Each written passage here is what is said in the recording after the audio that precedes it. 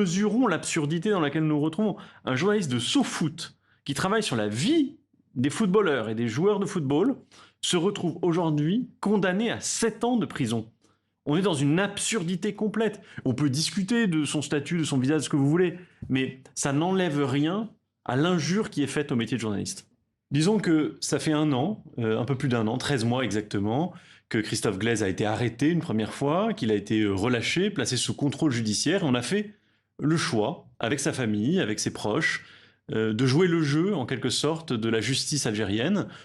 Je crois que la faiblesse de ce dossier est évidente. Il n'y a rien qui vient accuser Christophe Glaise. Et pourtant, il a pris 7 ans de prison ferme. Alors aujourd'hui, effectivement, on est très en colère. C'est un choc.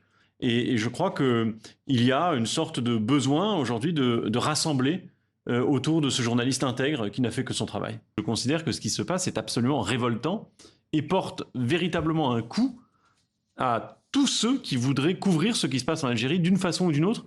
Est-ce que vous pensez que interviewer quelqu'un, c'est concéder quoi que ce soit à ce que la personne dit? Je ne crois pas. Et c'est là où on est face à une incompréhension complète sur ce dossier. Les autorités algériennes confondent être journaliste et faire de la politique. Et peut-être qu'il y a là d'ailleurs une obsession politique parmi les autorités algériennes et qui se manifeste dans le traitement de ce dossier. Mais à aucun moment, Christophe Glaise n'a été au-delà de sa fonction de journaliste. Alors, il y a d'abord un appel aux autorités françaises pour que la protection consulaire qui s'est déjà exercée mais prenne toute son ampleur et qu'une solution diplomatique, puisqu'on est face à un problème politique, Christophe Glaise n'a rien à faire en prison, et il est important que la France se saisisse pleinement de ce dossier. Il est aussi important que les autorités algériennes comprennent qu'un journaliste qui fait son travail n'a rien à faire en prison non plus.